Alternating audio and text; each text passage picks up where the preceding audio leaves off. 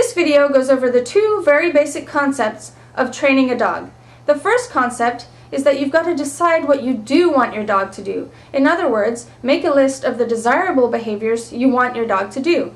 Then, once you know what you want your dog to do, you can train your dog to do them using positive reinforcement, and you can reinforce your dog for doing behaviors you like that he already does.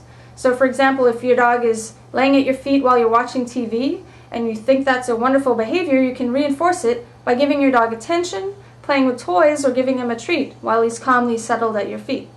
So the second basic concept to training a dog is deciding what you don't want your dog to do. So in other words, deciding what you find undesirable behavior.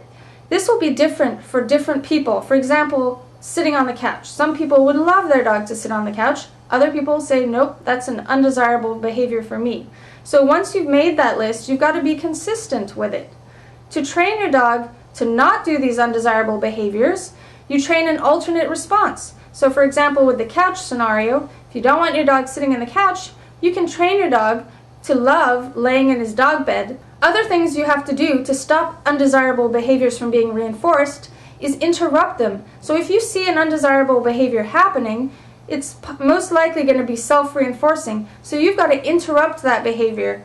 And the way to do that is using a positive interrupter noise, and I'll link a video tutorial up here. So along with interrupting undesirable behaviors, you've also got to use management to prevent them from occurring when you don't feel like training or when you're not home. An example of this, of management, would be inviting guests over, but because you don't feel like training your dog, you're just going to have your dog on leash. That way your dog isn't being reinforced for jumping on the guests, and then when the dog is calm enough, he can say hi to the guests and be more likely to succeed.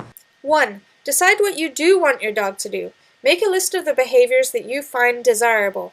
2. Train the dog to do the behaviors you like, as well as reinforce your dog for the desirable behaviors he does already.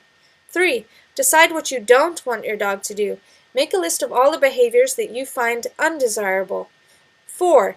Train an alternate response. For example, train your dog to sit or stand calmly instead of jumping on guests. Interrupt your dog when he is doing an undesirable behavior using the positive interrupter, and prevent your dog from doing the behavior when you are not going to be able to train your dog. Stay tuned for a tutorial on how to stop attention-seeking behaviors. Don't forget to subscribe to channel Kiko Pup.